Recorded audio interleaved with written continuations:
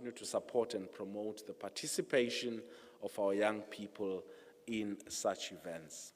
Our responsibility also extends beyond the organization of events and competitions. We're committed to improving the quality of apprenticeship and artisan training across the board. We recognize the importance of providing the necessary support to ensure the production of highly skilled artisans who can contribute meaningfully to our economy. To achieve this, we're working towards aligning our training programs with industry needs. We're constantly evolving our curriculum to ensure relevance and responsiveness of changing market demands.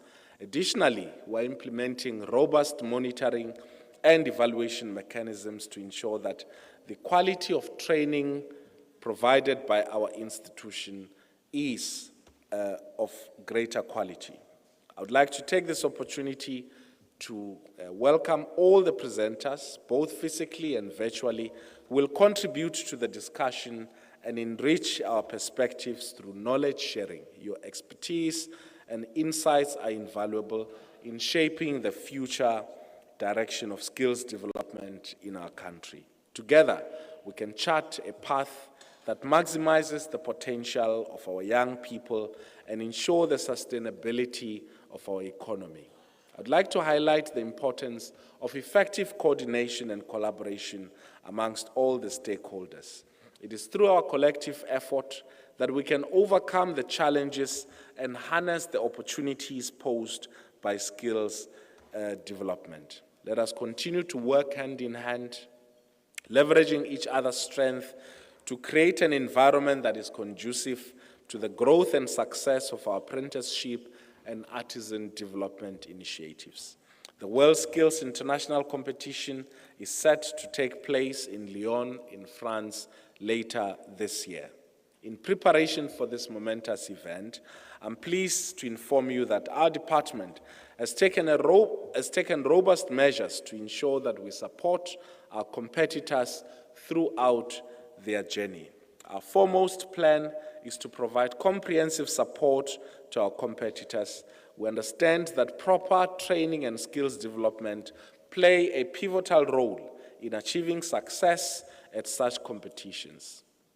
We have planned a series of initiatives to enhance skills development within our participating teams.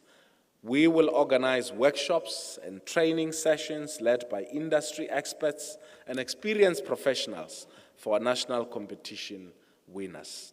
These sessions will focus on honing their technical skills, honing the technical skills of our competitors and preparing them for the challenges they will face in Lyon.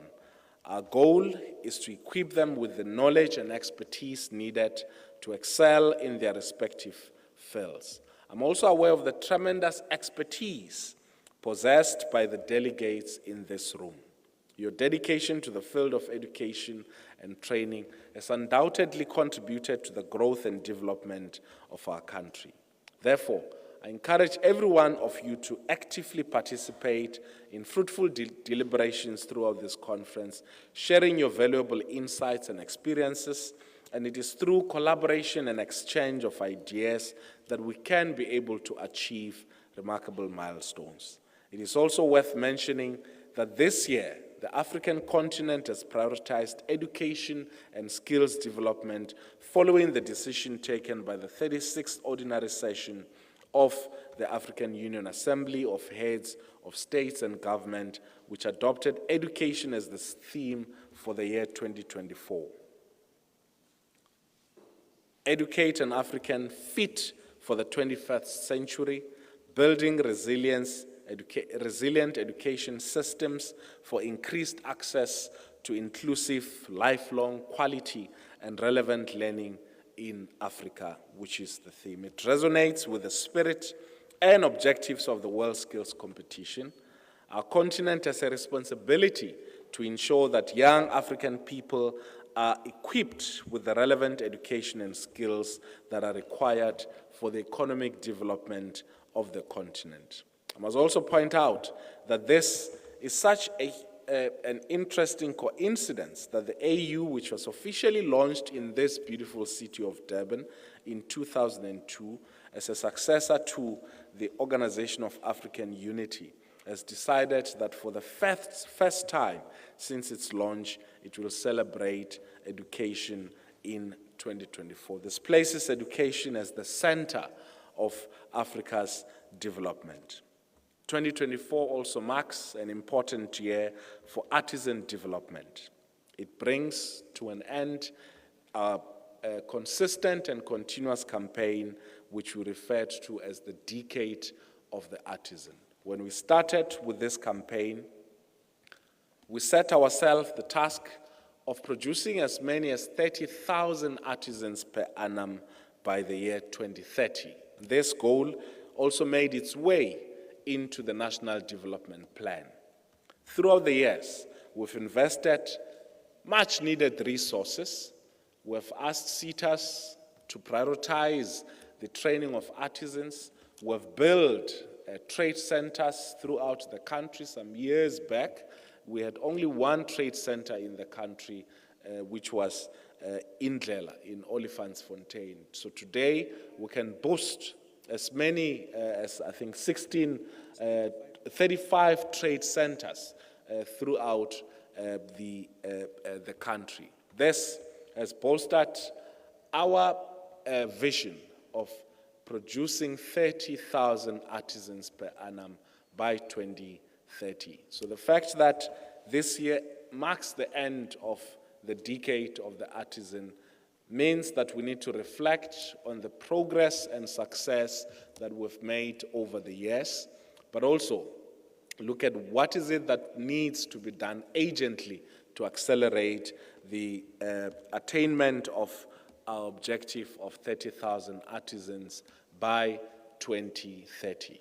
We've walked with you in this journey, many of you, in particular the Indlela, which has been instrumental in supporting the ministry in this campaign for the Decade of the Artisan, but also many of you, particularly TVET colleges, sector education and training authorities, which have not only supported this campaign through words, but also through resources, human and financial, to ensure that young people get interested in becoming artisans. So let's continue with this work to make sure that we attain the 30,000 artisans per annum by 2030. The perception around being an artisan in our country has changed. The face of who is an artisan in our country has changed. In the past, when this program started, artisans were predominantly 50, 60-year-old. They were predominantly white. They were predominantly male. And what we see now is young, black women who have pursued careers in various trades as artisan. And that, for me, is something that we need to celebrate. And with those words, I'd like to thank you for your unwavering commitment to skills development, and may the outcome of this conference help bolster the skills, needs, and demands, but also our industrial aspirations as a country. All the best. Thank you very much.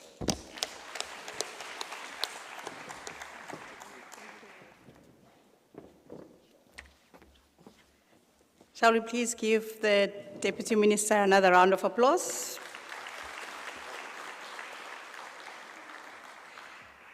Very critical insights, Deputy Minister, that you highlight, placing education at the center of development, and also the inroads that have been made towards the Decade of the Artisans.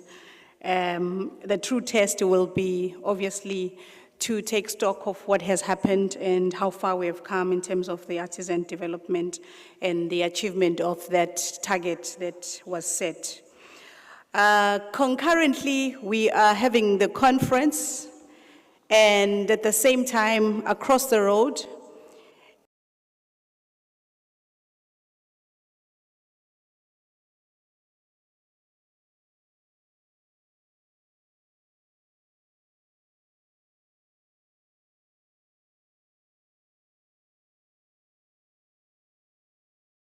There is the competition.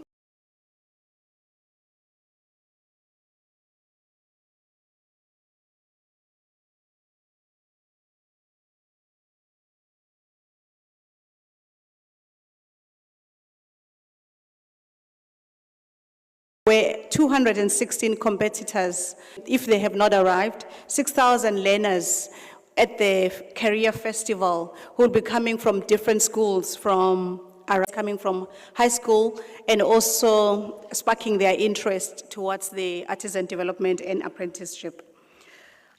The next speaker on the program, who will be talking to us virtually, will be touching on the subject of the benefits of skills development for countries and the impact of international benchmarking through competitions.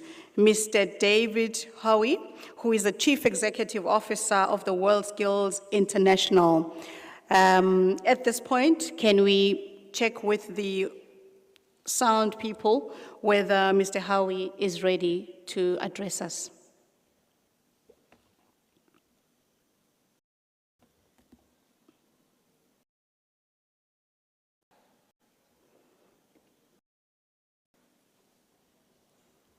Last night's program director, Deputy Minister said myself and the CEO of the WNR were going to do a duet.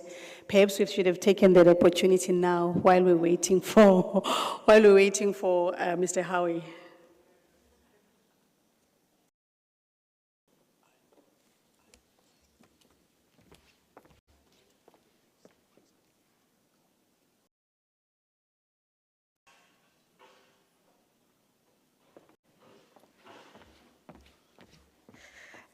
The Deputy Minister will be leaving us shortly.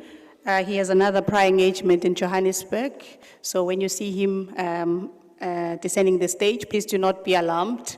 He has another prior engagement, but we thank you, Deputy Minister, for availing yourself. Oh, the Cabinet Lekgotla. Appreciate your presence. Thank you. Is he ready?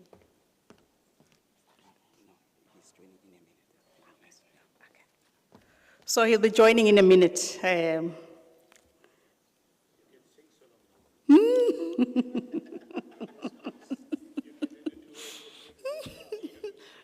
will not be a duet anymore, it will be a solo. No, I can't top what the executive mayor did last night. But he's joining in a minute, if you can just be patient, ladies and gentlemen.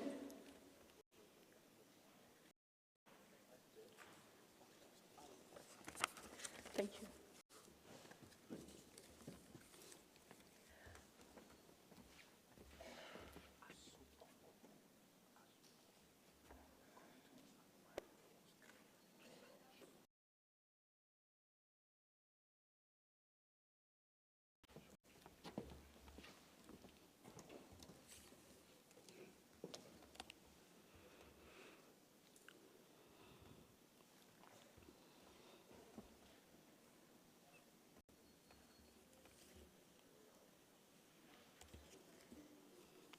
Sound people, are you winning?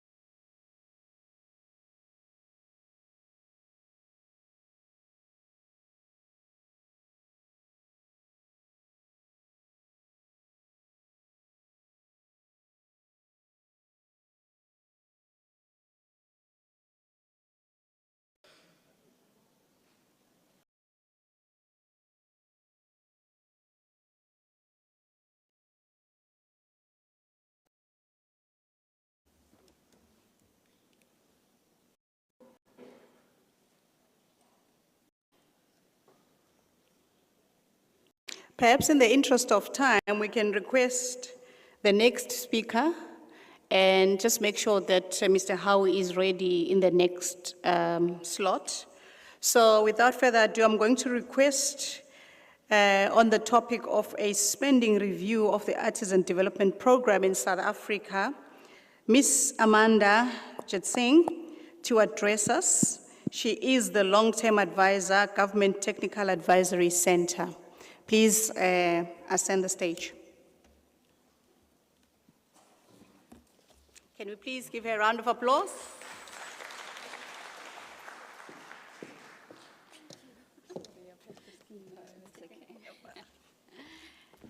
Good morning, everyone. Sawubona. For the international delegates, bonjour. Anyone? No? Okay. So I'm the warm-up act for David, who will be coming in a short while once we have sorted out the connectivity issues. So, Madam Chairperson, thank you very much for inviting me onto the stage and for allowing me to share some of the research findings from GTAC. My name is Amanda Jetsing, and I am from an outfit called GTAC. GTAC is attached to the National Treasury. It's a technical advisory service, or the technical advisory arm to the National Treasury. Is the sound okay? Can you hear me? Okay, fantastic. So there's a lot of delegates here, and I'm a bit nervous, so you hopefully will bear with me. So I'm going to start by talking about a couple of things. I'm going to give you the macro picture around how much we're spending on the Artisan Development Program in South Africa, what are we spending on, and what are we producing as artisans in this country. And hopefully by framing this national picture or this macro picture, it'll give you a better sense of the Artisan Development Program in your country, in this country, and some nuggets for discussions in the breakaway groups. So I'm going to start. There's a presentation on the screen, and I'm going to cover a couple of points. The first one is that I'm going to paint a picture of artisan development in South Africa and just take you through a bit of history to contextualize what has happened. Then I'm going to talk about the demand and supply for artisans based on some of the research that was done by the Department of Higher Education and Training, as well as GTAC, looking at how much are we producing, in what types of artisans, and also looking at employment and employment rates and how these artisans get absorbed into the labor market. Then I'm going to talk about money. We call it mullahs in South Africa because, you know, money sort of runs the world and is kind of important in public programs, right? So we're going to look at how much we're spending on artisan development.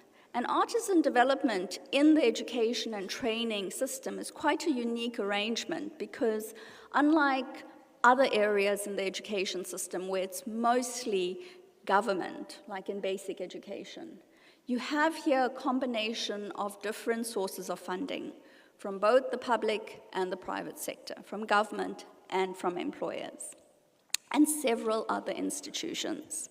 And finally, I'm hoping to end with a couple of conclusions and recommendations that hopefully you'll find useful. Okay, so let's begin. We have a long history. In fact, please look up. Can everyone look up? Look up. Are you looking up? Yeah? All the steel work that was done for this building, this beautiful international conference center, who do you think did it? Say it again, louder. Artisans. Artisans have built South Africa's infrastructure. In the 1970s, they led the charge on the infrastructure that we see and we still use now around the ports, the rail, the roads. A whole lot of economic infrastructure is based on the hard work and toil of artisans. And so if you think about artisans, they're closely linked to the economic development of this country, and they've played a critical role.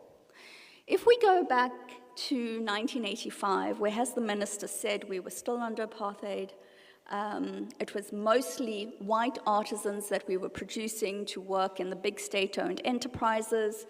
At the time, the country was producing about 30,000 artisans per year, right? And then we went through a series of changes as a country that changed and unified the education system. So, for instance, if you look at that, what we did is that post-1994, one of the first pieces of legislation to come out was a legislation affecting the education sector. And the Skills Development Act, which is still in effect today, which established learnerships and SETAs, came out in 1998. But the Skills Development Act took a while to embed and to settle in. And in that time, what had happened is that artisan production fell. And by 2005, we were only producing 4,500 artisans. Do you think that was enough? No, it wasn't. Because remember, that also coincided with a period of growth in South Africa. So that's when you started seeing the schism where the demand for artisans outstripped the supply of artisans, right? Government recognized and started responding to the fact that there was an artisan shortage, and they issued the GIPSA, which was a joint priority skills strategy in South Africa, and that was headed by the then deputy president. The aim of that policy was to try to revive and kickstart artisan development and training again. In 2007, what we have subsequently is a series of policies that sort of try to push that forward. And everyone probably here hopefully remembers the 2010 World Cup, and what you realize is that just before the 2010 World Cup, we had a shortage of about 60,000 artisans in this country. We just did not have the artisans to deliver on this massive construction and infrastructure project that we had committed to. Subsequently, there's been several reforms. In 2009, another key reform comes in, and this is when the Department of Higher Education is established. It's separated, the policy decision is to separate basic education and higher education.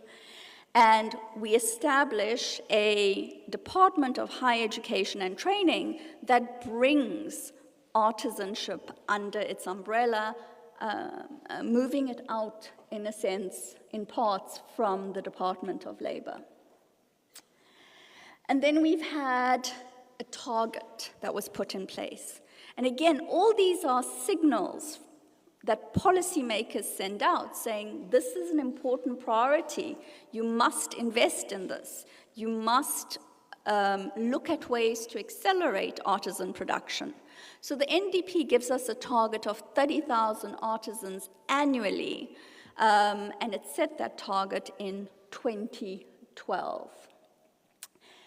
And the last big reform and the last big milestones is the release of the National Apprenticeship strategy and artisan development strategy. That was a big milestone because it reformed the system in a dramatic way that helped to streamline it. And whenever, from a fiscal perspective, whenever you streamline something and you optimize, you also optimize the allocation of resources. So you're able to do more with less.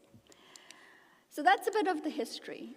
In South Africa, there were 2 routes to becoming an artisan. We called it the 7-step model initially. And if you look at it, it's sort of just a stylistic representation. It might be different depending on which route you took, but it's just a stylistic representation. You know, before the DHET introduced the A21 model, it was learners would get onto the artisanship program, but it would take a long time to get on and to enroll into an artisan program and ultimately become an artisan. The policy development and the new policy development, and I think this was benchmarked with international countries like what was done in Germany and other European countries where this works, is that you have a much more streamlined way. And what we're seeing in the data is that that streamlining is actually improving the ability of the country to produce artisans. Make sense? Okay. All right. So before I go on, because I'm going to talk about the training cost and the cost of producing an artisan in South Africa, you have 3 components to becoming an artisan. You have the theory. Where does the theory take place? Anyone? Training centers, TVET colleges. Where do they learn the practical skills? In the workplace. But some of the practical skills are often also learned in workshops, either at private providers or in TVETs. And then you have the actual on-the-job workplace skills. Those are typically the 3 components to developing an artisan. And so we'll look at the costs in a little while, but I just want to take you back and talk about, well, let's look at what we are producing and how many artisans we are producing. So in many respects, South Africa has done well. You can see that the numbers from 2011 to 2020, and you can see we are actually on an upward trajectory. I'm sure the presentation, I see people squinting, so I'm thinking it's probably small, but I'm sure the presentation will be shared with everyone. Okay, but you can see we're actually improving. There's some variability, and the variability is the result of funding changes in the system. But based on this, do you think that we are going to hit the target of 30,000, producing 30,000 artisans by 2030? By show of hands, who thinks yes? 1, 2. Okay. Who thinks no? We won't hit that target. There's a lot of fence sitters. Okay. So if we continue, historically we've had a growth rate of 9% on average per year in artisan production. If we continue along that growth rate, then we are likely to surpass the target. But, and unfortunately there's a but, at the moment, our latest forecast on our GDP growth rate, released by the IMF 2 days ago, is 1%. We will grow this year by 1%. We don't have enough, we might not have the fiscal envelope to expand and invest in artisan training. So it means that there are some really hard choices to be made. Okay. Now, there's several barriers to artisan production. One of them is budgets, and funding.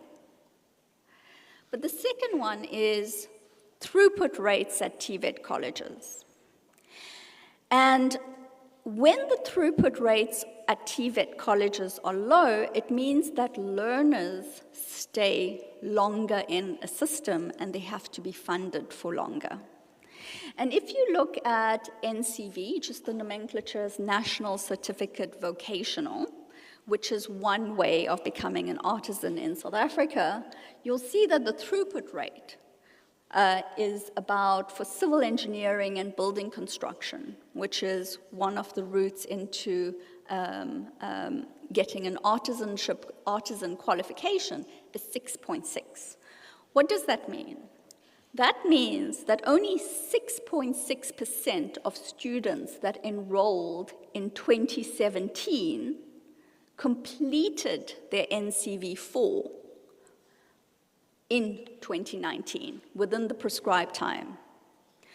So often what we're, and it's not just in TVET colleges, it also happens in sort of universities, but what we're finding in South Africa is our students are staying in the college system for longer than the prescribed time, which means that they're funded longer.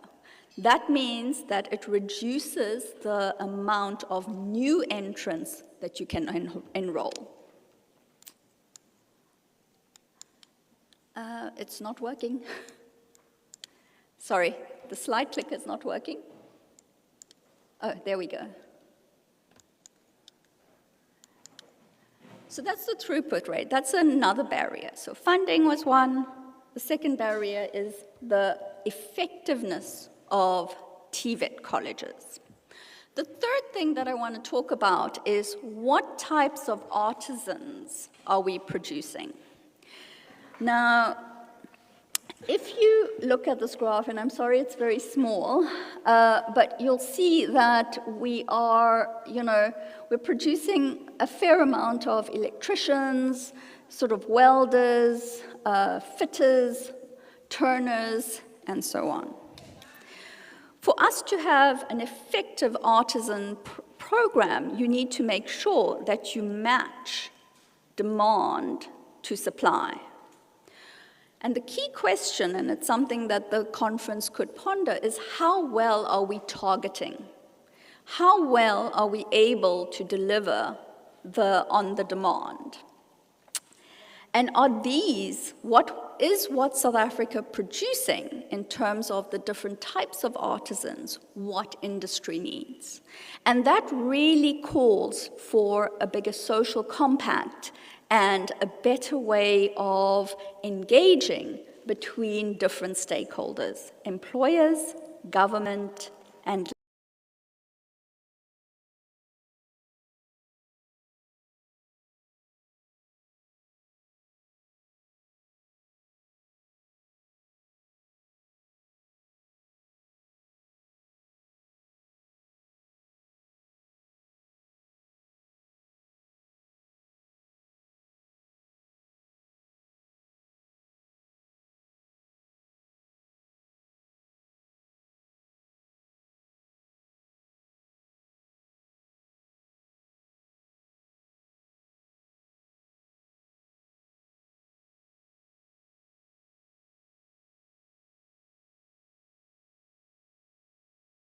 age group.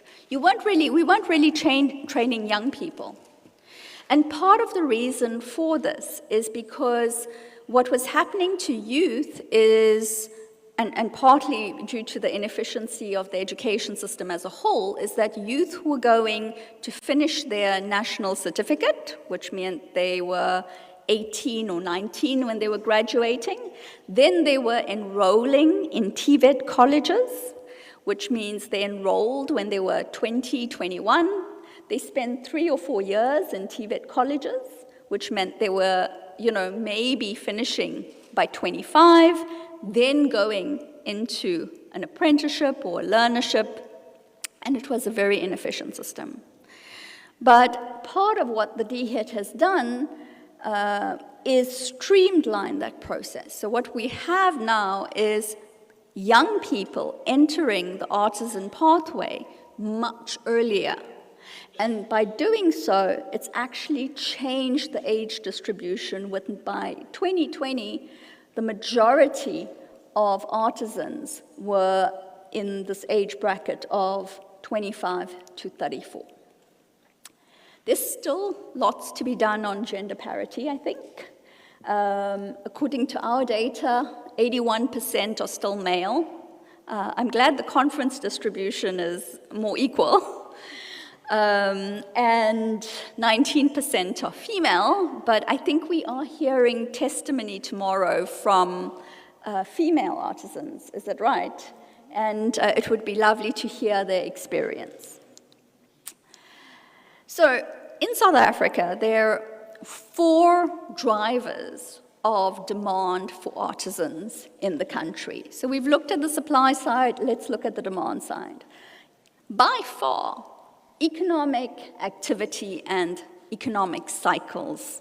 And you see the employment trends when South Africa is in when growth is slow, the demand for artisans declines.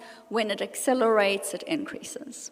Specifically, what South Africa does and what our experience as a country is that when we go into hard times, or I don't want to say a recession because we haven't had one, but when the economic situation is difficult, our cycle is that we cut on investments, which is often cutting on spending on infrastructure. And infrastructure spending is a key driver of the demand for artisans. Does that make sense? So our policy generally means that we are almost counter-cyclical. We cut on productive investment and we expand social investment. But that has an effect on artisan production in South Africa.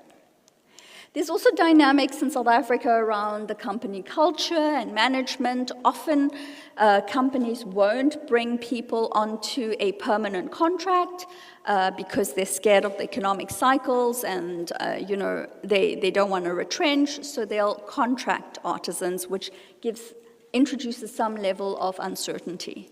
The future of work is changing. We know that certain artisan trades are now using using much more technology, and that artisans need to be upskilled to use that. And obviously, qualifications is a major issue in South Africa. Right. So there's good news, actually, with artisans. And in a country where almost 60% of the youth are unemployed, this is very good news. So the studies show that 63% of qualified artisans find employment. And not only that, 78% find it quickly within the first 6 months. And lastly, we know that artisans do have some level of uncertainty because 83% of them are on contract. Right.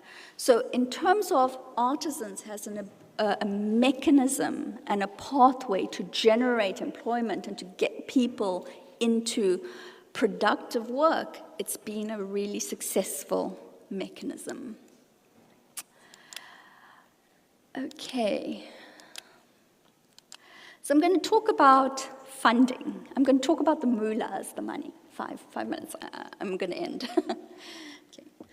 One of the big things in South Africa, and hopefully it's something to learn about, but also to deal with, is that we have a really complex artisan funding landscape, right? Just drawing this picture made me dizzy. So it's really complex, and the more complicated the funding landscape, the less likely people are able to access it. The second point that I wanted to make is that practical and workplace training are the biggest costs. So we would need to find ways of funding the practical and workplace training. And that cannot only be done by government. It cannot just be a public sector responsibility. You need a social contract between the three parties, labor, employers, and government, to fund that major cost. It accounts for almost 60% of the total cost of training an artisan. This is a bit outdated. The study was done a while ago, but we spent about 6.7 billion in 2015 on training artisans. For that, we produced about 15,000 artisans. That gives you the scale. And remember, with artisan training, it's the government cost. The total cost is the government cost plus the employer cost. So if you look at the split between government and employers, at the moment it's 57 to 43, right? 57% of the share is for government costs. It's through the DHET appropriations, it's through the funding from CETAs. The rest is coming from the private sector. I am going to conclude. So, artisan training, first of all, is not cheap.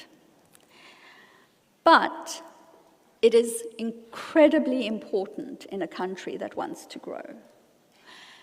And so, in the face of fiscal constraints in South Africa, and I'm sure in other developing countries, we need to find a way to optimize and streamline the resources that we have. And so there's a couple of key thoughts. We cannot keep having these very complicated arrangements, funding arrangements. There's certainly scope to simplify them, to make them work better for the learners we want to train into artisans. We can optimize the way we do things as a country, and I'm sure this applies to other countries too. We can re-look at TVET and their contribution to the Artisan Development Program. What can be done better in the TVET system? Employers, there's an important conversation. Artisan development is, one of the more complex education systems, if you look at them from a complexity science perspective. You cannot do it alone. And so it has to be about partnerships between government, the private sector, and labor. And lastly, over the next 5 years, whether we like it or not, South Africa is going to tighten its belt. And the key question is, how do we safeguard the gains that we've made on the artisan program? Because there's certainly good news in how much and how we've been able to ramp up. And within that fiscal tightening, continue to expand it. Madam Chair, thank you very much for listening to me.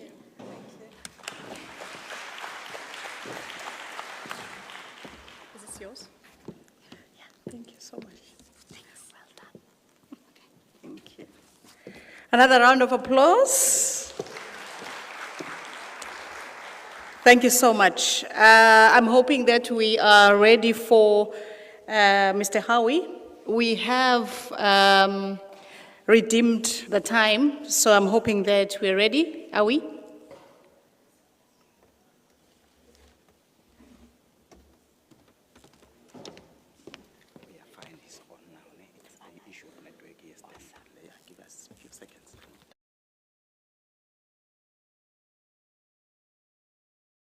And he's ready for us. So, good, okay. Let me reintroduce Mr. Howie, who is the Chief Executive Officer of WorldSkills International, to talk to us on the benefits of WorldSkills for member countries and the impact of international benchmarking through competitors. Mr. Howie, the floor is yours. Please, let's give him a round of applause.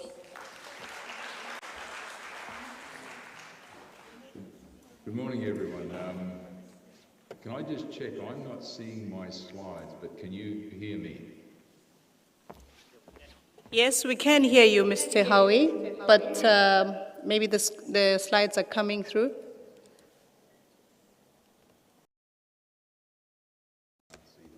Just give us a minute.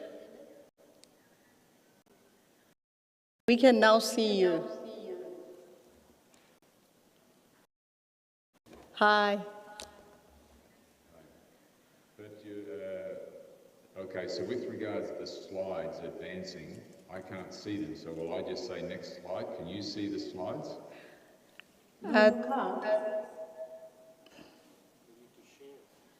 Are you sharing the slides? Okay, I will share them. That is all good. Hang on a second.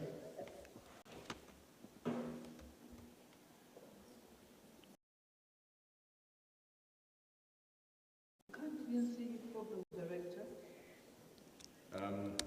Okay, just, I'm going to have, it says in order to share the slides, I didn't realise I was sharing them, I'm going to, just give me, I apologise, but I'm going to have to come out and come back in, okay? Okay, we'll be waiting.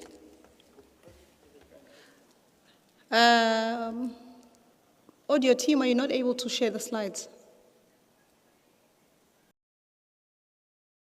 Are you able to share the slides?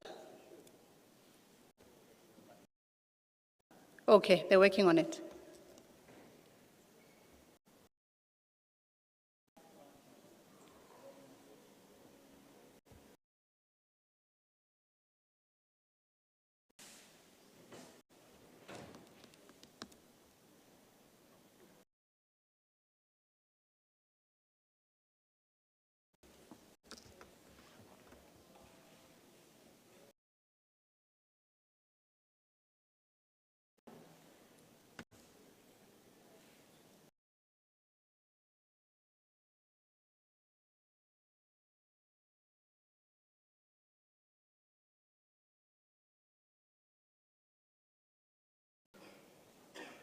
Are you seeing my, start again. Mr. Howie, are you back? I am back. I'm Yes. sharing my slides. Can you see them? Is that the one that says stay humble? What's that? No? Stay tuned.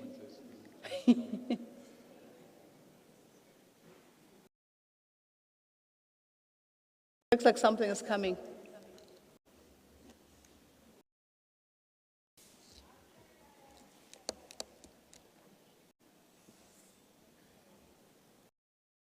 Sharing my screen, but I probably don't have permission at your end for you to see them. Okay.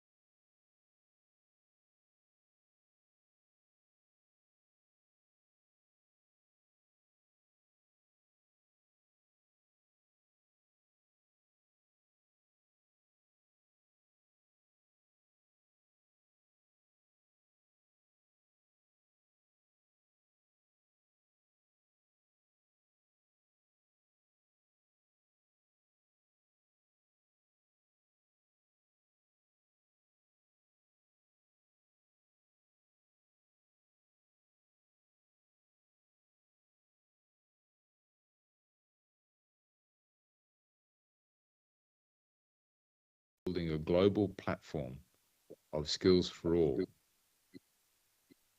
Our flagship product, the World Skills Competition, is the World Championship of Skills.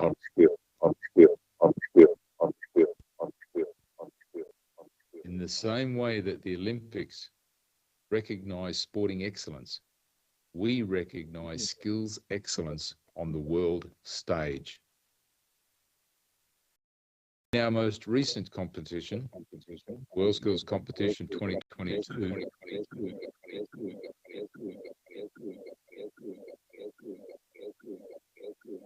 sorry, someone needs to mute the guest.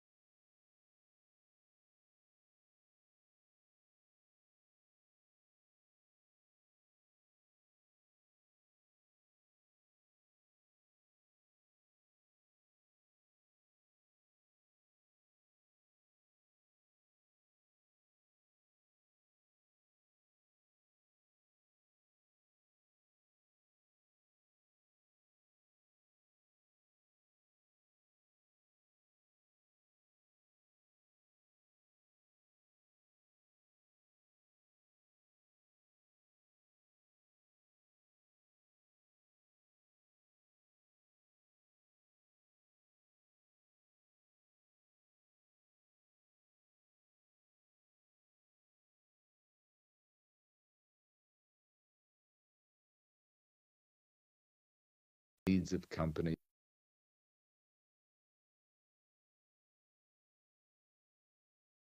Benefit is the feedback process for experts to take their learnings from the competition back to their home country. Let me use Finland as an example. Finland is recognized as having one of the best education systems in the world. Their World Skills experts are part of their review process for their national curricula and occupational standards. After every World Skills competition, the Finnish experts sit with their colleagues and review their current system against what they learn at World Skills and make the necessary adjustments. This strives to keep their education system aligned with industry demand and world's best practice. Another important element of the benchmarking is using the World Skills Test Project and marking schemes and medal results. After the competition, we provide the test project and the marking schemes for download to everyone. Interestingly, we have downloads registered to over 130 countries.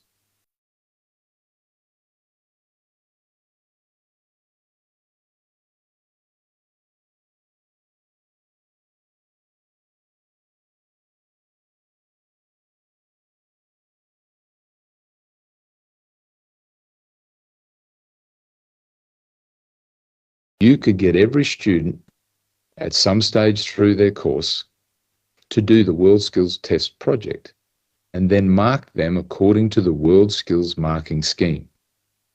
You could then compare your best student to the world's best, your average student to the average at World Skills, and this provides a benchmarking of how your teaching and training and preparation of them stacks up against the performance of the world's best. I would now like to share some results and impact from running skills competitions. I have selected some slides from Skills Finland and their Ministry of Education. Finland hosted World Skills Helsinki in 2005. Now, while it is almost 20 years ago, it was the first of our competitions as we professionalized our organization, and the Finns have produced good data and review. But the same concept applies to all our competitions since. This graph shows the number of registrations for all students in general and vocational upper secondary education. If you look at the bottom, you see that there was a steady decline in VET registrations, which obviously was very concerning to them. The bottom, it starts at year 1998. They hosted the World Skills competition in 2005, and you can see the steady increase in VET registrations after the competition. 3 years after the competition, they shared the results on this slide from their ministry. Enrolments in VET had gone from 36% to 44%. These are tomorrow's skilled workers that are essential to Finnish society, their companies and their country. A serendipitous benefit mentioned on the bottom right is that while kids may not have chosen to go into VET or university, they stayed in education longer. 2 points from this slide. Young people interested in VET increased yearly, an increase of nearly 20% over the 5 years following the competition of students applying to enter VET. This next slide highlights that VET is seen as an equal pathway. One of our key objectives is to show young people that a career in the skills, trades and technologies is a very good first choice career option alongside university. Too many countries see VET as secondary or lesser than university. Let's now introduce another key element of skills competitions. One of the strategies that Finland implemented superbly was promoting skills, stakeholder engagement, and visitor experience. It was a partnership between education, government, and industry. Each played a different role, but important one, and all understood the benefits. The Ministry of Education provided every kid in Finland, aged between 13 and 17, with a backpack that had information about the competition and the career options and a train ticket to the competition in Helsinki. Those school kids attended the competition and looked over the fence and were inspired. Not only could they watch and learn about the skills and career options, they could get involved with hands-on activities like try a skill. Research has shown that parents are the most influential on the career choice of our youth. And sadly, most parents are the most ignorant when it comes to the reality and benefits of a career in the skills, trades and technologies. Enhanced visitor experience at skills competitions have been shown the world over to be very effective in changing perception and influence. The benefits and learning from hosting the global skills competition carried through to their national competition, which they move around the country to a different region each year. I highlight the fourth bullet. The event is more than a competition. It is a major educational and careers expo, showcasing skills and the career options, study paths, and hosting of conferences. This is now common around the world in many of our members because it works. Let's have a look at the benefits to industry. WorldSkills has major global partners, and these are large international corporations. When we run a WorldSkills competition, we could have up to maybe between 120 and 200 event sponsors, including our global partners. Our global partners, industry, not only support the competition, but the development of our organization and our intellectual property. Here's an important slide from their perspective. They see WorldSkills as a portal into the world that is establishing a value for skills as the global currency and building the international skilled workforce with many traits mentioned already. They can have a much greater impact through the development of best practices and standards that can be leveraged around the world in all industry sectors. They believe future economic health is dependent on the skilled workforce. And simply put, there is no economy without skilled workers. It is much more than a marketing exercise to companies. It is building their future business and their future workforce, and it links them to the learning outcomes of the VET institutes. It has many elements of corporate social responsibility. I start finishing up now. For employers and industry, skills competitions have the fundamental benefits of potentially raising the performance, the quality and productivity of their business and the wider industry. Competition activity can both develop vocational skills and enhance capacity in skills and attributes valued by employers, such as teamwork, prioritization, time management, judgment, and working under pressure. They have the potential to identify the best performer at work, who knows the cost of an error, understands the importance of accuracy, is self-reliant and able to deal positively with challenges and making decisions.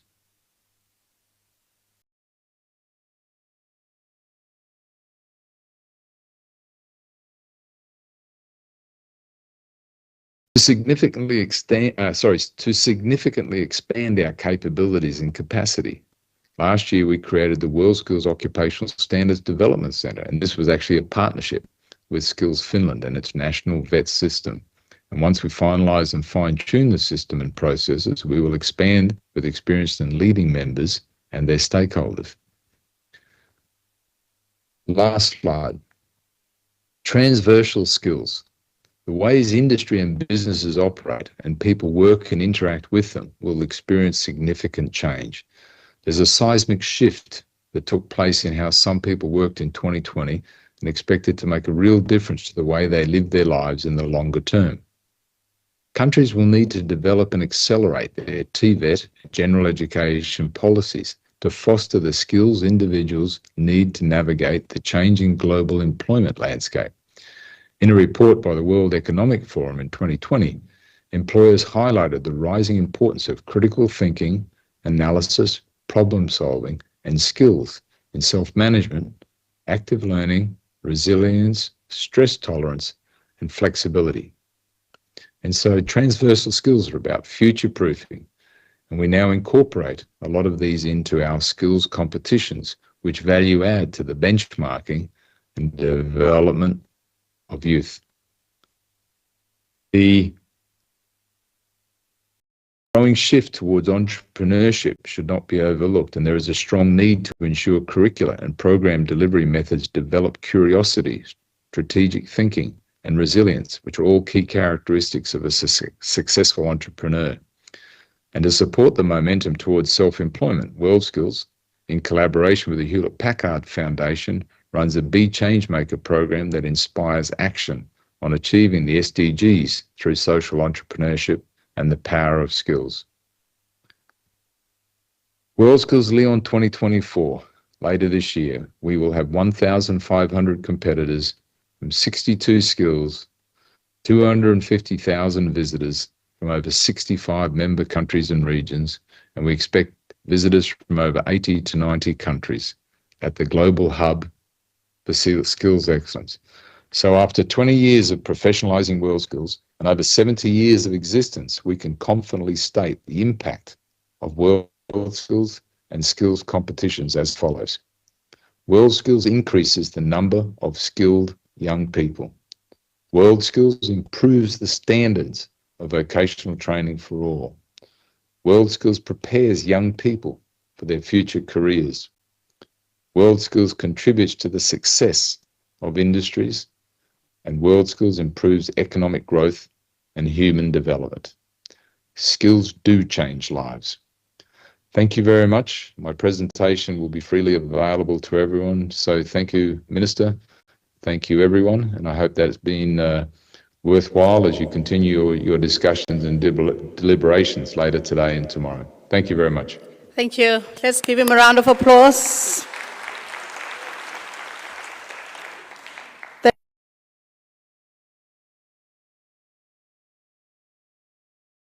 Into it. The next presentation is going to be Miss Alice Voza, who was meant to be presenting at 13:45. Is she online, ready for us? She'll be discussing the International Apprentice Standards from the ILO. She's the senior specialist and skills and employment, she's the senior specialist, skills and employment from the International Labour Organization. Let's hear from Ms. Voza.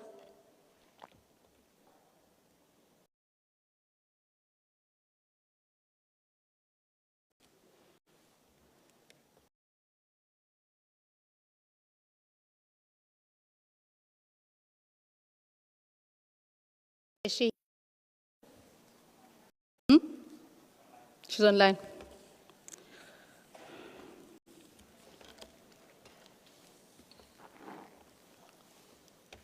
Ms. Voza, good morning.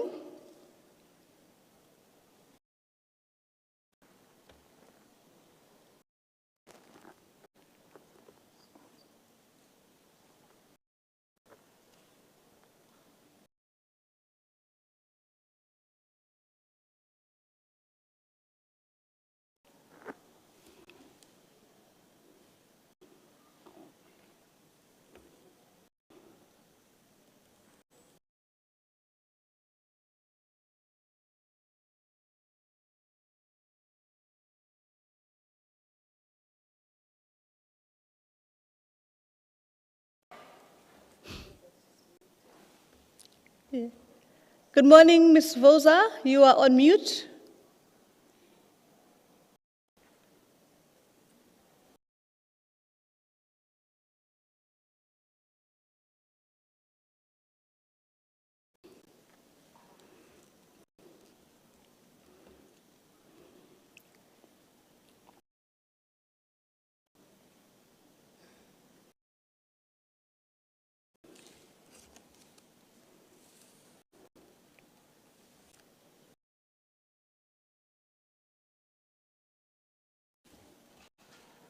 Feedback from the team?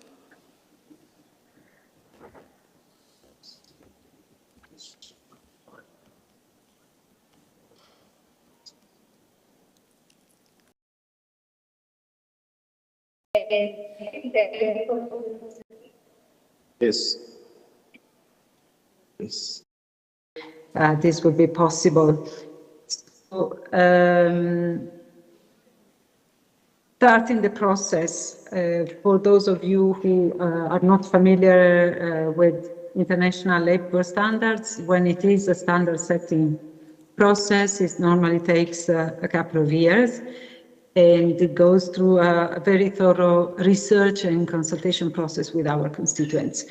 But first, I would like to start on why and the rationale for an international standards on apprenticeship, and this links also to what the previous speaker, David from WorldSkills, was saying. There was, on one hand, strong evidence of the effectiveness of quality apprenticeship to bridge from school to the work of work, to create this transition for young specific normative instrument regulating apprenticeships at international level. It was present in previous labor standards, but then in more recent years, our constituency acknowledged that there was really the need to have a comprehensive labor standards on apprenticeships. Basically, throughout the years, there are normally 4 reports that are produced. So I just show on the screen a little bit the timeline. I think there is no need to go into the details, but what is important is to know that the way we arrive to the actual final discussion, which is the second International Labour Conference discussion on the second year, is after a long process of research and consultations where the constituents across all the countries of the member states are consulted through the ministries of labor or through the governments and through them with the social partners as well, so that when we arrive at the second year of discussion, the text of the proposed recommendation is supported by a very strong consensus. And this was the case because the that we adopted last year was a great example in terms of consensus achieved among the constituents and across the regions of the world. So what you text that is fully endorsed and supported. Now, presenting this international standard to a South African audience, of course, it's a bit of a challenge because I would say that you are already doing an excellent work when it comes to promoting quality apprenticeship in the country. We are aware of the recent updated regulatory frameworks. We will come to that in a moment. Therefore, one could say that comparatively speaking with other countries, there is perhaps little room for improvement, but then it's interesting to see what new dimensions this standard is proposing. And in this conference, perhaps you can find an opportunity to discuss where are the areas where South Africa can take it to another level. So if you see the overview, it's 7 sections. We will not have the time to go into the details across all the 7 sections, but I would like to make a few comments on the fact that, for instance, this instrument for the very first time describes apprenticeship in the context of the future of work. So this is a first very important element in terms of innovation, because it's not only describing apprenticeship as traditionally linked to certain trades or certain occupations, but looking at the dynamic changes in the world of work linked to several transitions that can change the profile of occupations, and therefore how can apprenticeship systems evolve also to respond to the future of work. And in this respect, it applies to workers at all ages, to the youth, but also to the adult workforce. Indeed, to conceive it as an instrument that enhances employability throughout the working life of people. And the concept of lifelong learning is emphasized in the preamble as well, and why are we discussing quality apprenticeships. Then other sections that are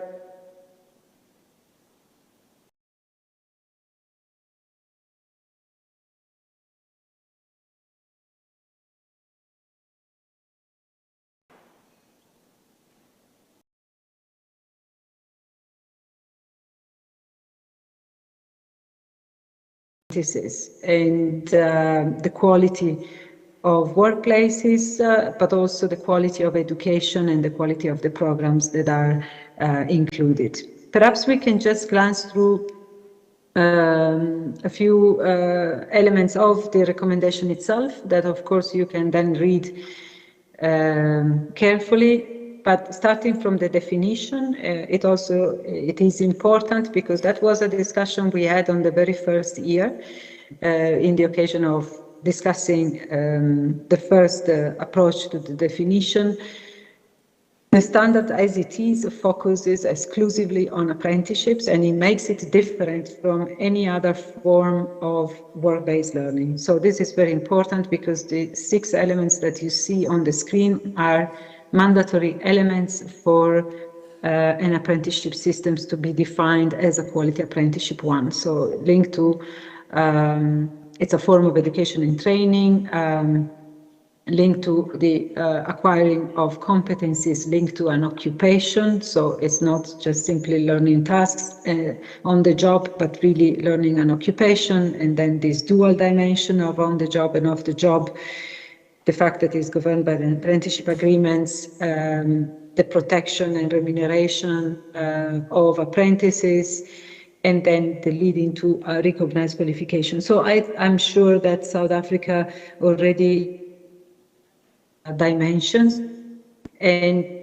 perhaps the challenge for you is to see under each of these dimensions how can we improve and how can we expand and make it accessible to more beneficiaries across the different occupations, different sectors, and across different geographic locations in the country.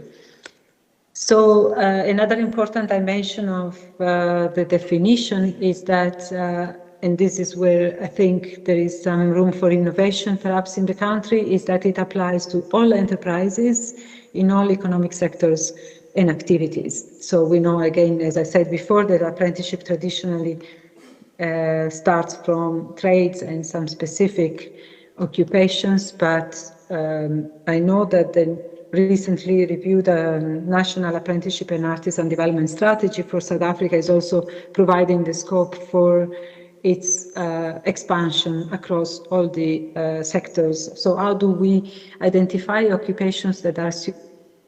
How do we generate the demand and the collaboration and all the governance dimensions that are required behind it?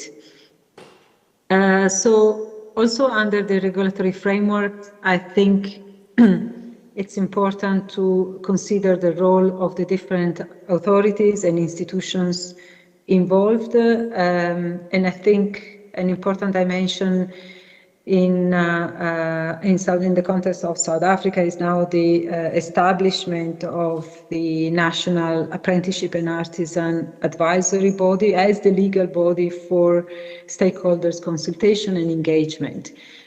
We do think as the ILO that any successful apprenticeship program needs to really rely on the active participation of employers, workers, organizations, to make sure that we have more and more workplaces eager to join and to open up for receiving apprentices. A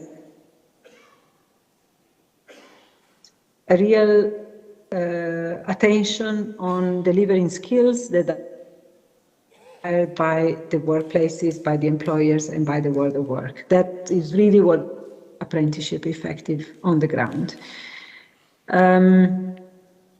I think I'm going a bit quickly, because I know that we are running out of time. So the other dimension that I mentioned in the beginning is quite important and very extensively elaborated in the recommendation, is the protection of apprenticeships. It really takes a right-based approach, and it places an emphasis on some of the fundamental principles and rights at work.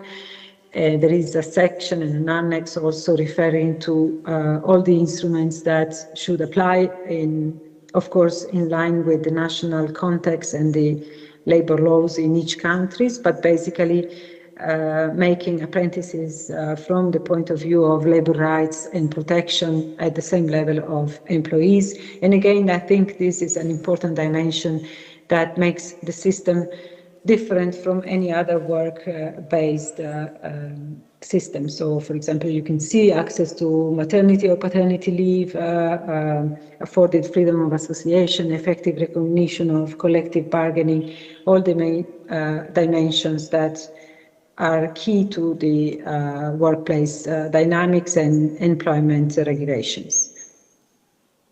Of course,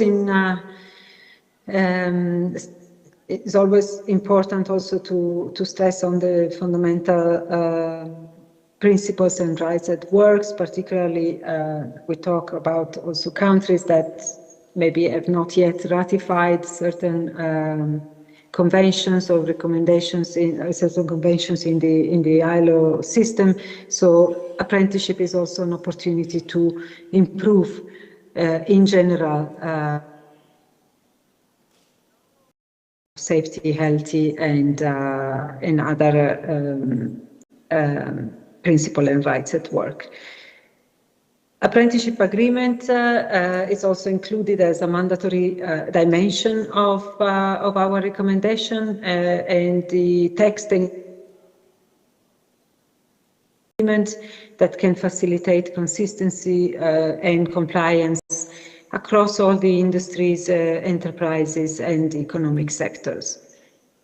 Another important dimension is on the inclusivity agenda that apprenticeship has, and I think this is quite interesting, particularly linked to what I was explaining in the beginning, linking apprenticeship as really an instrument for the future of work and for a better inclusivity and balance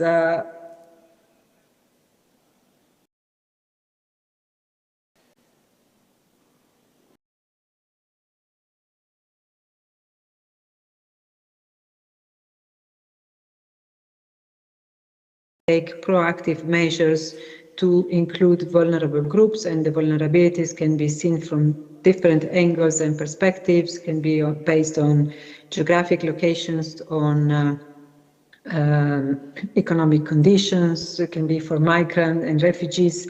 I was mentioning, I'm speaking now from Uganda, where we're discussing a quality apprenticeship program that has been designed exclusively for refugees and host communities. And then it has informed actually a quality apprenticeship program that is applicable for all Ugandans. And therefore, very often, even just targeting a vulnerable group is an opportunity to strengthen the national system. I think it's important then, coming to a conclusion, to look at how can we promote apprenticeship in practice. So there are different governance elements and recommendations that are included in the recommendation 208. The work of sectoral skills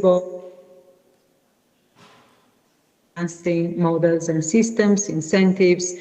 And again, I think on this dimension, Africa is already doing a great work. That can be considered is how can we, after COVID, there has been a bit of decline in terms of the annual target of apprentices enrolled, but I also know that the figure is growing again back to the target of 30,000 per year.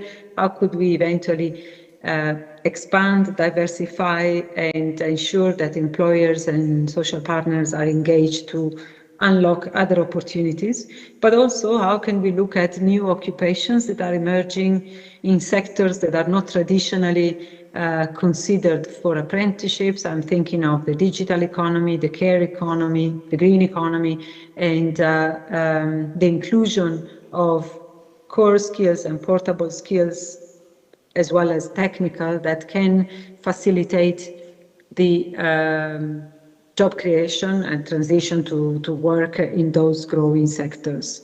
And finally, looking at using apprenticeship as a lifelong learning tool, so not only for youth, but we know also that the need figures, especially in South Africa, are affecting, of course, the youth, but also increasingly adult workers. So how can we think of apprenticeship as a lifelong learning tool that can be used for a purpose of upskilling and reskilling throughout the working life?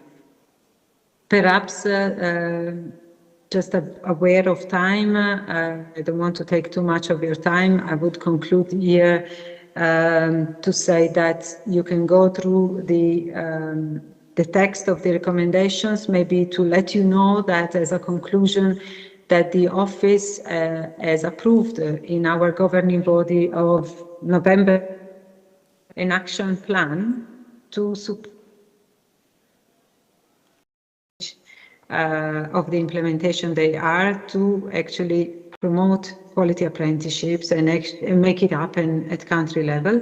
So we are developing a set of tools for advocacy, awareness raising, but also for policy work, advice at technical level, review of regulatory frameworks, for social dialogue, support to stakeholders, consultations, and then knowledge sharing and dissemination across the different countries. And tools that are in the pipeline for this year already.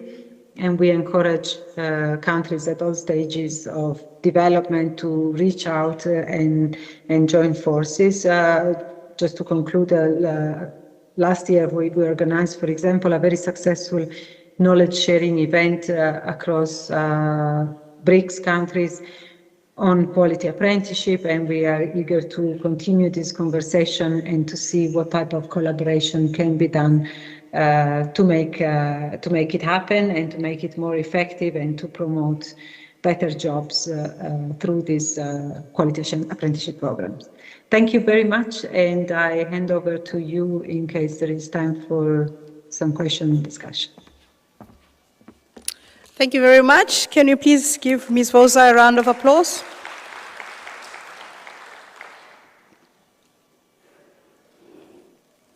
I'm not sure if there was a provision for the question and answers because I do not see it in the program.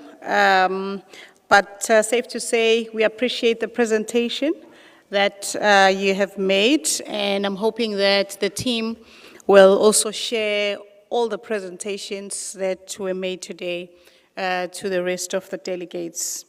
At this point, we are going to take a lunch break. We're slightly ahead of time for our lunch break. We will take a lunch break, and may I propose that we come back from lunch 15 minutes before.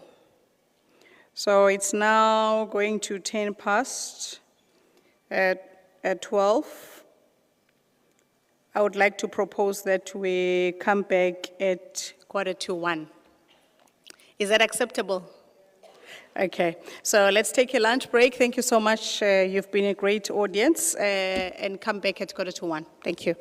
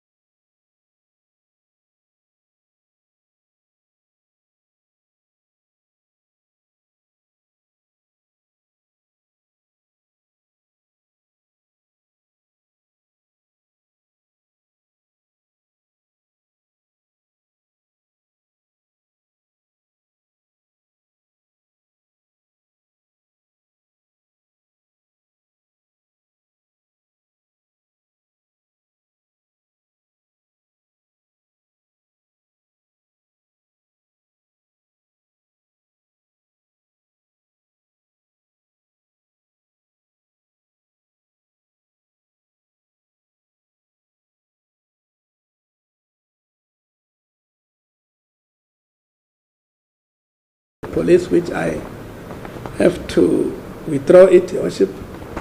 And I withdraw that charge of interfering with the police duties. That was initially count 2. And now Your Worship, I'm asking to add the following charges, count 2 as public violence, alternative to public violence, incitement to commit the crime of public violence, and count 3, failure to comply with the provisions of regulations of Gathering Act 205 of 1983. Die staatsaanklager verduidelijk voor die hoofd, dat die vorige aanklager hanteer heeft 2 klagtes tegen de beschuldigde geleid, een van aanranding en die tweede ding was inneming met die politische werk. Maar hierdie tweede klag wil ek aangevoerd om weg te vat en ek wil graag 2 additionele klagtes lees. Die tweede klag sal dan wees vir openbare geweld of dan anders die aansporing tot openbare geweld. En die derde klag sal wees om die wet omtrent bijeenkomste te breek.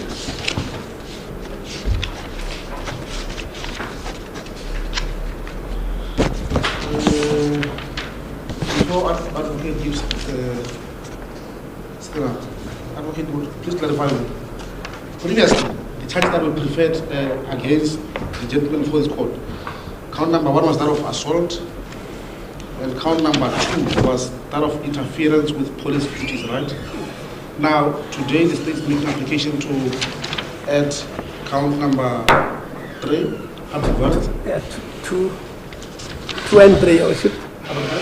2 and 3.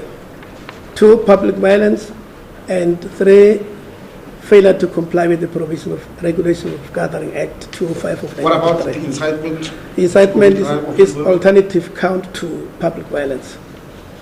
It's not treated. In other words, you are withdrawing count number? The previous count number 2. That is interfering. No, you said in your address, you said you are withdrawing 1 count. Which one are you withdrawing?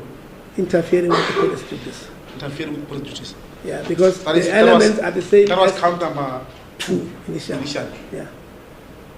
So I'm withdrawing count number 2, and in its space I'm applying to add count number 2 as public violence, alternative incitement to commit public violence, and count number 3, failure to comply with the provisions of regulations of Gathering Act 205 of 1993, which means the accused would be, I don't want to put that public violence, that incitement as another count because it's alternative to public violence. Thank you very much. Die hoofdreden voor uitsluiting is vooral omtrent die zakken, wat er in wordt onttrekt en wat er in wordt bijgezet. En die staatsaanklager bevestigt dat die slag wat weggaat is die een waar hulle je aangeklaar het met die inmenging met politiedienste.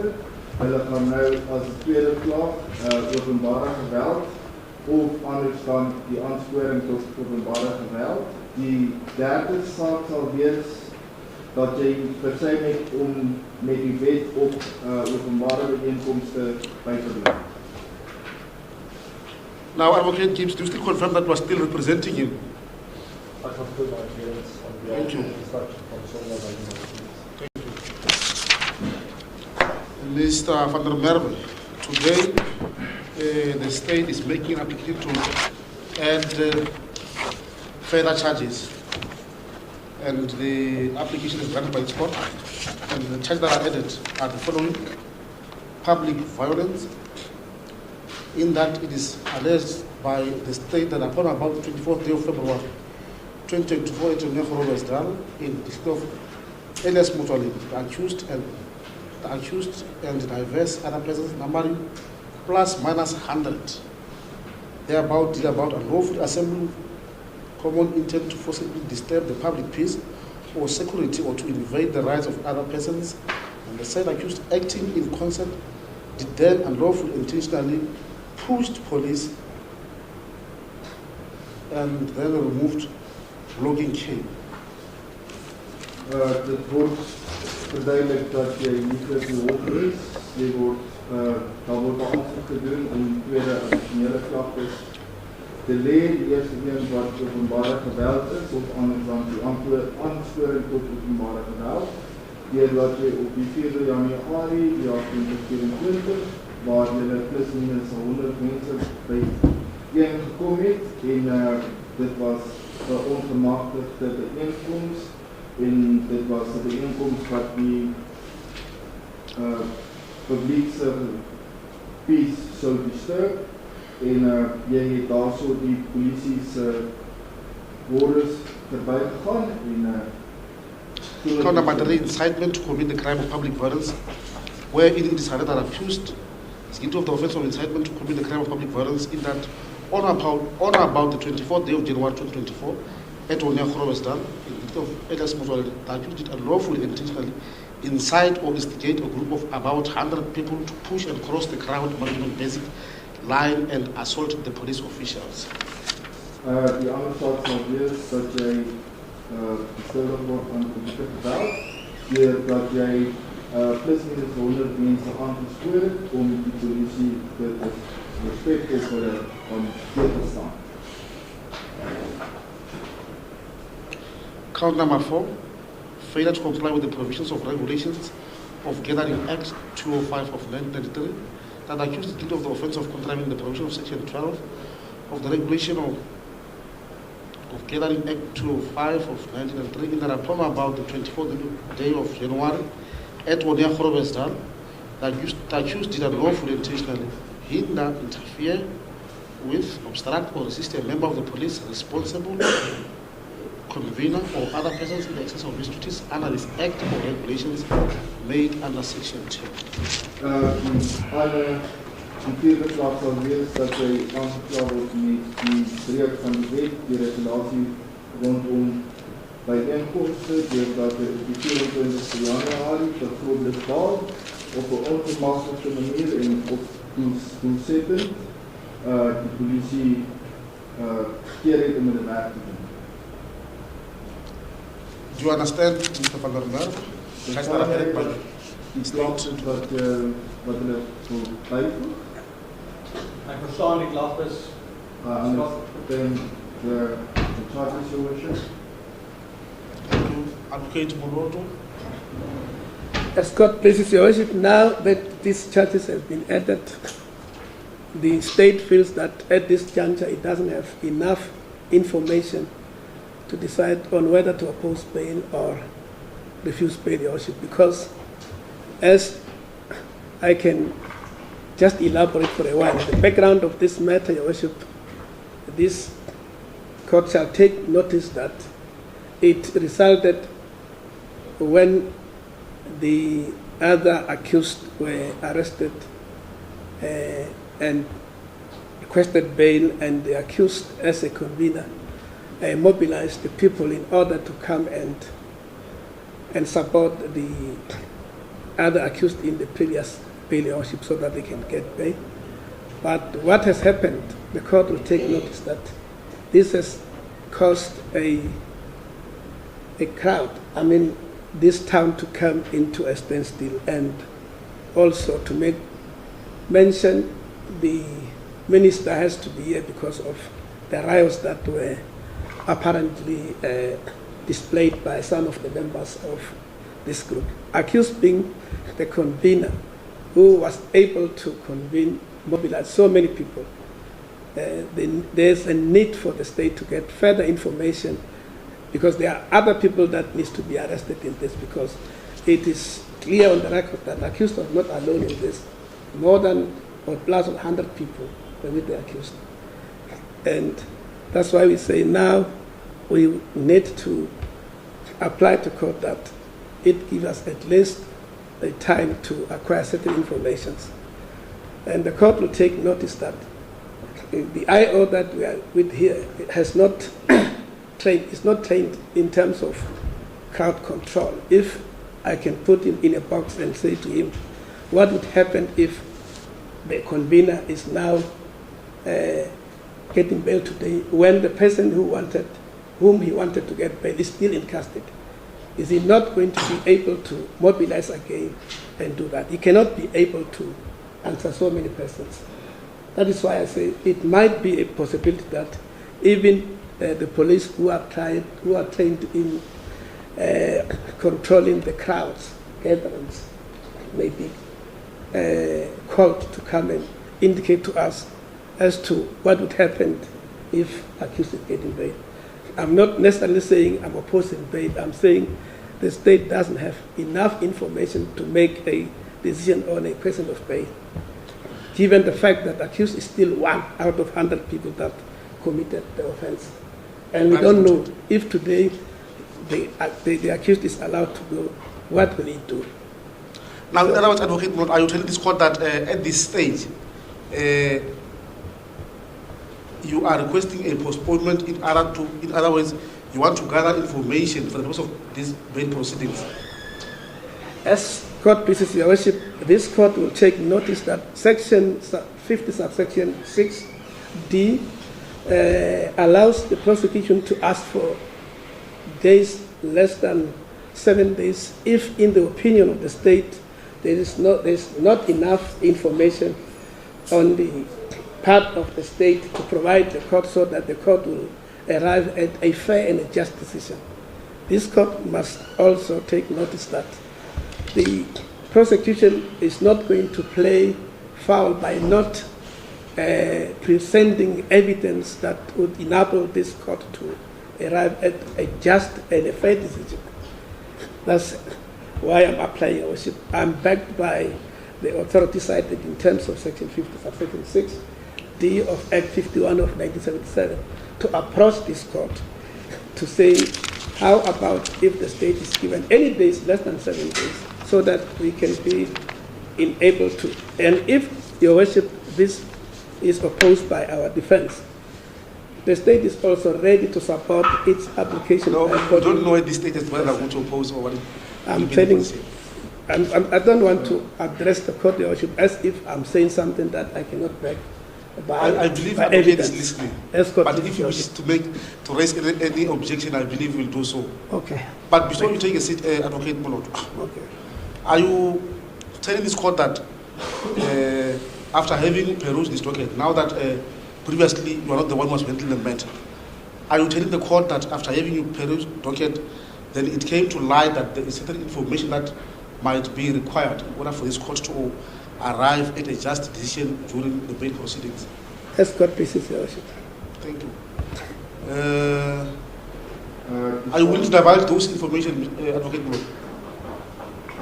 Are you willing to divulge at this stage as to what is required? Not at this stage, because, your worship, the issue of investigations is with the IO. Thank you. Advocate Gibbs?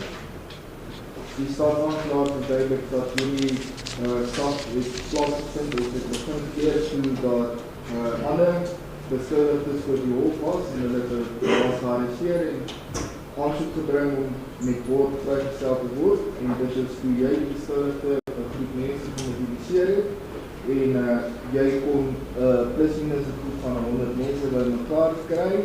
So die staatsaanklaer sê hulle voel daar is heel moontlik ander mense wat kan betrokke wees by hierdie gebeurtenisse en hulle vra graag die hof om meer tyd te gee dat hulle die ondersoek kan instel omtrent die gebeurtenisse en moontlike ander mense wat betrokke is.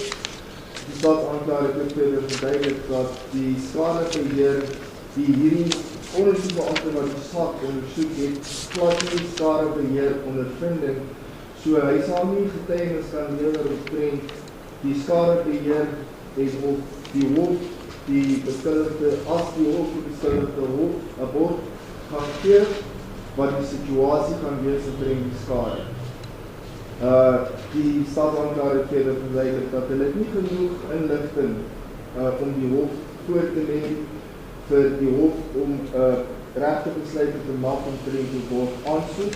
Hulle vra omtrent hulle vra volgens artikel 50 subartikel 6b vir 'n paar dae en daar mag wees minder as 7 dae om 'n bietjie meer inligting te kry omtrent borgaansoek.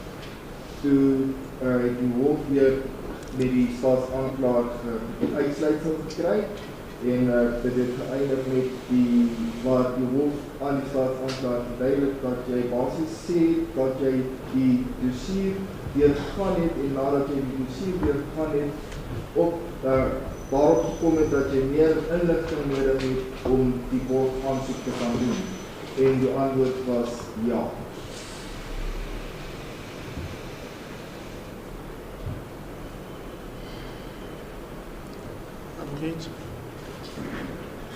Thank you. Your Worship, I object against a further postponement on the premise as requested by the State Prosecutor. First of all, I submit respectfully that my learned friend has not been entirely honest with this Honourable Court. He submitted that that this town came to a standstill. This block in front of the court has been blocked off. So I don't know how it can be said that the town came to a standstill. I've been here 2 days and it's a vibrant town, people carrying on as far as I can see with the normal activities. Bail today is to proceed. I will read the application now after the charges have been added. Yes. Remember, previously, there were only 2 counts that was faced. That Correct. Is charge of assault and interference with police duties. Correct. Now today, public violence has been added. Yes. Incitement to commit public violence has also been added. And the failure to comply with the provisions of regulation of gathering. That is right. Now today, are you ready to proceed with the formal bail application Yes. after this? Yes, I am ready, my lord. You are ready? Yes. And the matter was postponed for a bail application. Now, my learned friend gathered that information from the docket. And based on what he read in the docket, he elected to amend the charges, and he's entitled to do so. But this doesn't change the facts of the content of the docket. The evidence and the statements remain the same. And that was sufficient for the prosecutor to ascertain and to decide that he's going to change the charges. And now he's not playing open cards with this court. He doesn't inform this court what information he requires in addition to what he already has. He has not been disclosed.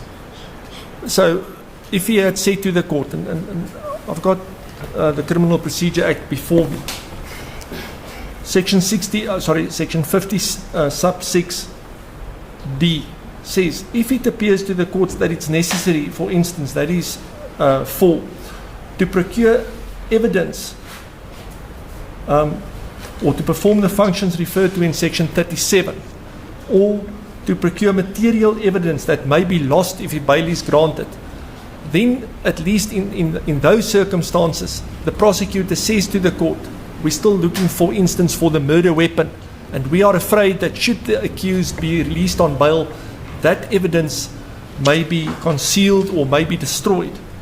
Or if there's a identity parade, for instance, to be held, subsection 5 says, if it appears to the court that it is necessary in the interests of justice to do so. So it's not something that must appear to the state to be in the interests of justice. It must appear to the court, because this court is the entity who decides on the bail. And therefore, my learned friend must disclose to this honourable court what evidence or what additional evidence the state requires, and which may be destroyed, concealed, hampered, or to what extent the accused's release on bail will interfere with that evidence being procured by the state. My lord, the state cannot come to court and say, we're keeping it mum, it's our secret. It's their duty to say to the court, and this is evident from the provisions of subsection 4, where it says they must disclose to the court. Yes, there's, for instance, I used the example of a murder weapon, or there's an identity parade, or we must get DNA, or whatever the case may be, but they must disclose, and then if it appears to the court that's in the interest of justice, with paramount in the court's mind the right of an accused person to apply for bail and the rights of citizens to be free. My Lord, my learned friend says, I don't even want to discuss the issue of the riots resulting in the minister that had to attend. That's got nothing to do with the bail application of the accused or the risks if he is released on bail. That just goes to show if the prosecutor makes mention of the town that came to a standstill and the minister that had to come allegedly, that really the state has got no basis to oppose bail at this point in time. They cannot say to the court, this is the reason and that is the reason. They're keeping it secret, the reasons they don't want to disclose. Die prokureur bestaan en verduidelik dat hy die aansoek van die staatsaanklaer teëstaan en hy verduidelik dat volgens hierdie artikel 50 artikel 6d sê hulle dit moet bly, maar in die oor van die hof dat die benodigde inligting binne die belang van gerechtigheid is en hy het verder verduidelik dat die gebeurtenisse wat die staatsaanklaer na die verwys waar daar onrus was in die dorpie, hy sê nee, dit is glad nie die geval nie, van hy was vir 2 dae al hierso en hy het geen sulke goed gesien, die dorp is besig om aan te gaan soos dit moet. En hy het verder verduidelik dat dit is die regte van die beskuldigde om op borgtog vrygelaat te word en om aansoek te doen vir borgtog en dat jy ook volgens die grondwet die reg het om vry te wees. Thank you, my Lord. So there's 2 things left which my learned friend said, which are relevant to the bail application. The one is that there were more than 100 other people who were involved in the march and they might have to do other arrests. Now that may be so, but what has that got to do with the accused being released on bail or not? There's so... 2 goed wat ek saam met die staatsaanklaer mee stem. Die eerste ding is dat hy genoem het dat daar meer as 100 mense betrokke was by die optog en dat hulle heel moontlik nog arrestasies moet doen. My Lord, I submit with respect that there is absolutely nothing as far as those other potential arrests are concerned which could possibly be assisted by keeping the accused in custody. There's video footage, the police, local police knows who were involved in the march.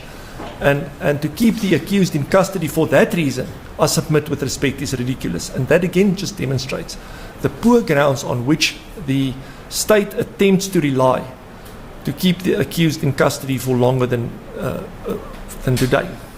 Ek gaan ook vir die hof sê dat daar is niks wat die arrestasie van die ander mense wat betrokke was by die optog sal daar is niks wat jou inhegtenisname sal affekteer die arrestasie van die ander mense wat betrokke was. Die prokureur verduidelik dat daar is video-opname sowel as die polisie en ander getuies wat gesien het wat gebeur het, so hulle weet presies wie was betrokke by die optog. And then finally, my Lord, my learned friend said that, and that's how I understood it, and I'm paraphrasing, this arrest of his emanated from a march which was organized to show support for a matter which appeared yesterday. And I'm, as I say, paraphrasing, that's how I understood my learned friend, what his argument was, is that they've got no idea what the accused will do if he's now released on bail and the other matter appears again, and I understand the other matter is postponed to next week. But the other matter is not part of this matter, right? Well, I don't see it as... That other matter has got nothing to do with... Well, exactly, my Lord. But... So we can't be entertaining that matter. I fully agree, but that's what this prosecutor said. So he says, it seems that the state is afraid that if the accused is released, he will cause another march or organize another march on the next occasion. Now, my Lord, of course, that'll be very stupid for my client in light of the charges that he's already facing. But that fear of the prosecutor can easily be addressed by saying that the accused who's not from Groblersdal may not attend Groblersdal aside from dates to which his own case is postponed. So he cannot come here and incite people or organize a march, and he may not be here. So if the state is afraid of that, and as far as the accused is concerned, that can easily be addressed. But of course, this argument also is flawed to in the sense that there were 100 other people allegedly committing the offence. So I submit with respect that nothing prevents the other people from marching. So, albeit that it will be against my advice. I don't even know an advocate gives as to which other people are referring to, those who are marching. My lord, we've heard there were 100 others. I do not know about it. Yes. Thank you, my lord. I submit that the reasons on which the state premises their request for a postponement is not sound. Advocate, so far, regarding those who are marching, so far there is nothing that has been presented before me which indicates that indeed people are marching wherever that they are marching. So I've got nothing. Well, my lord, now, if that is the reason why the state opposes the launching of a bail application at this point, or applies for a further postponement in terms of Rule 50, Section 56. He indicated that there is certain information that he must make available to this court. And yes. At this stage, the state is unable to address this court as to whether they are opposed to the release of the applicant on bail or not. Now they must acquire that information before they are able to decide on the aspect of whether they are opposing or not opposing.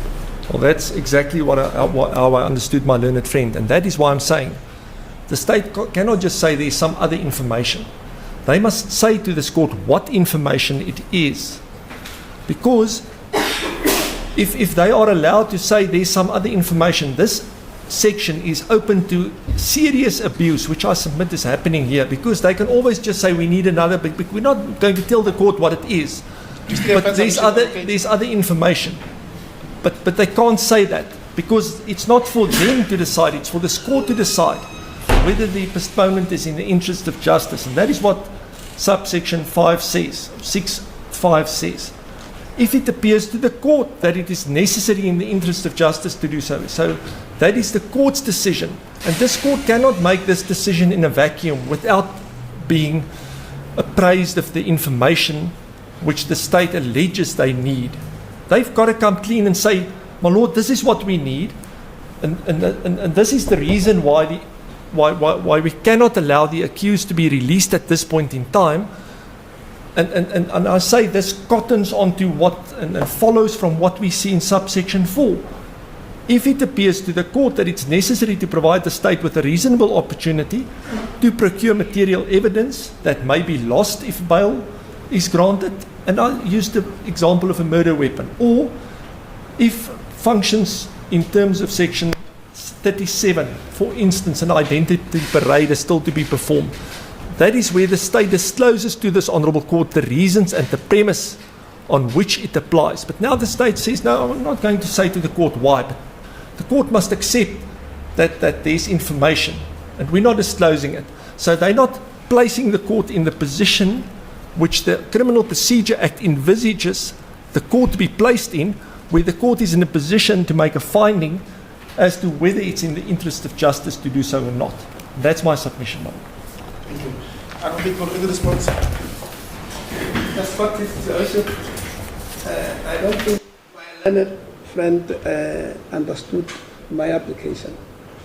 The state is playing within the preamble of the law. There's nothing that the state is doing which is not within the law. Section sub